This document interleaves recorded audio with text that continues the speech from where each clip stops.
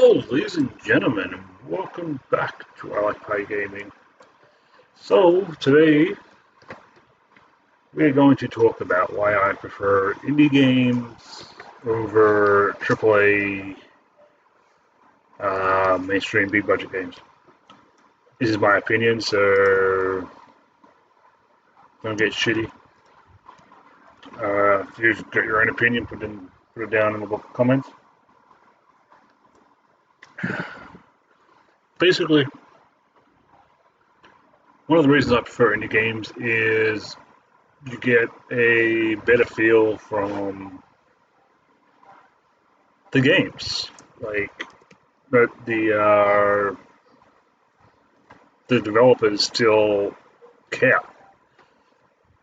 Where you look at a lot of the bigger budget games, and it just feels like all they care about is getting the product out and bringing in money. When you look at games like Remote, what else is there? Hello Neighbor. Uh, what else do I have on here?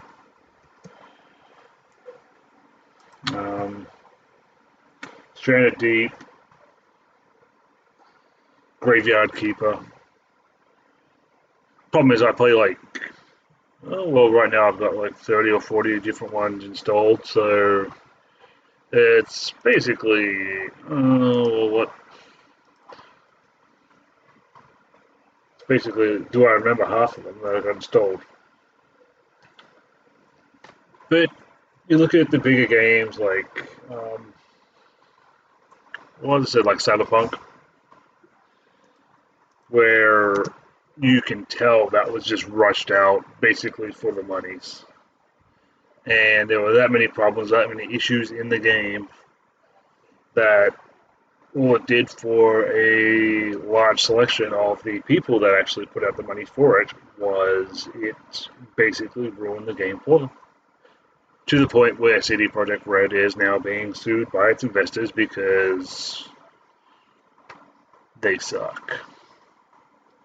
I mean, they don't suck. I mean, they've done some good games. I've never played any because they're not the games I play. And that's the other thing that I enjoy about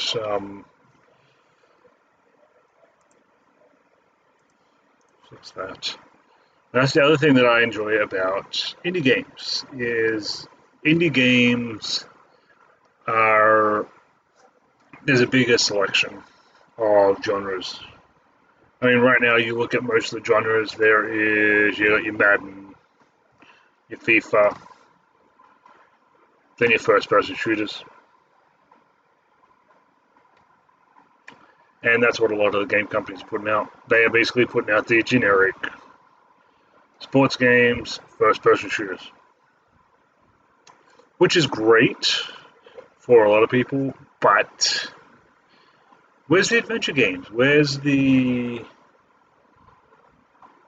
deep adventure games? Where's the deep RPG games like Eye of the Beholder and all that? The thing to remember is I grew up in the Wild West of computer games. I grew up with, I think my first computer didn't have a hard drive and it operated on Microsoft DOS 3.1 on 5.25-inch floppies. My first RPG was Hero's Quest, which was, I think it was 12 5.25-inch floppies at the time. Was it? Yes. It was either 10 or 12.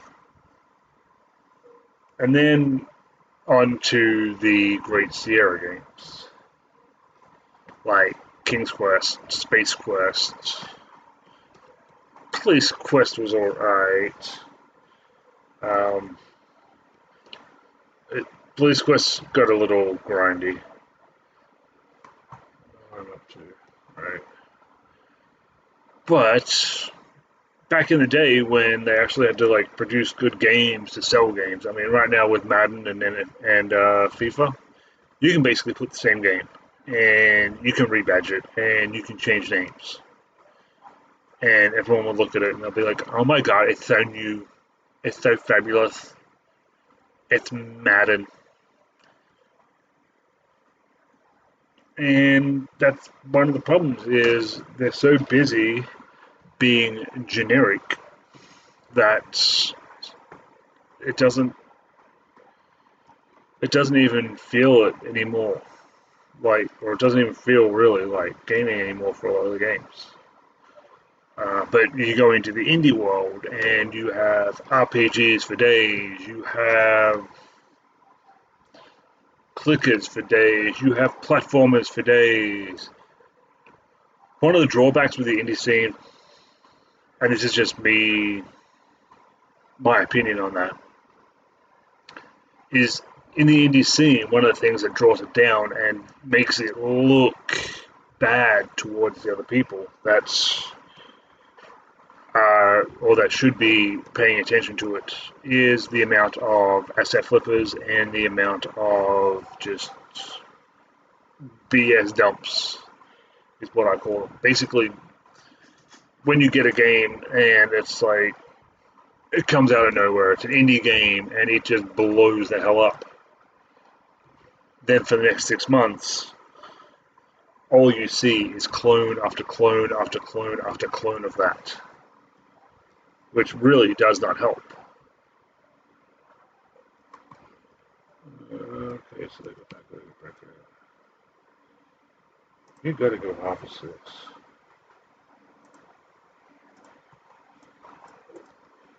But yeah, but that's one of the biggest issues is they will start doing that, and then it just basically becomes, oh, Streets of Rage worked out really good. Well, let's put out one like that. We will.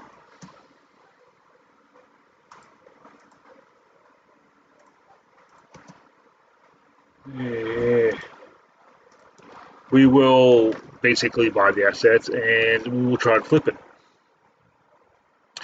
And that's one of the things that, when you look at it, that um, really brings down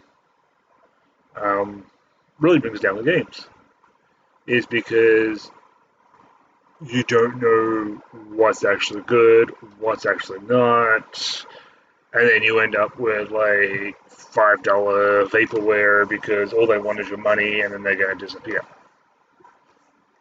Steam has actually been doing a better job lately of getting rid of them and dealing with them. I am impressed with that. But at the same time, it still happens way too often. Way too often. And for the most part, it's a little ridiculous. Oof. I got the hiccups. I got new beer for Christmas, and it tastes like port. It is like also delicious, but it gave me the hiccups. Anyway, getting back to what I was saying, it's for me. It's basically the personal preference of the feeling in the game of um,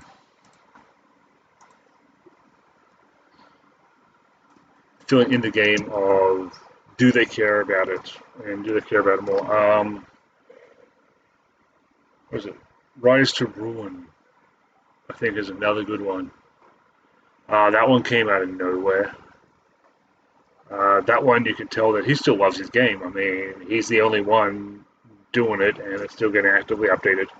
And you can tell by following him on Twitter that he loves his game. And that's the kind of people that you need going into it.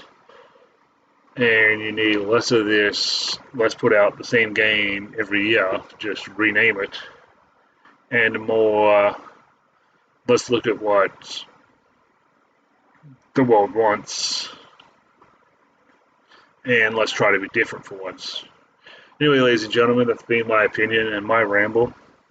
If you liked what you see, make sure you hit that like button, hit that subscribe button. Have a good one.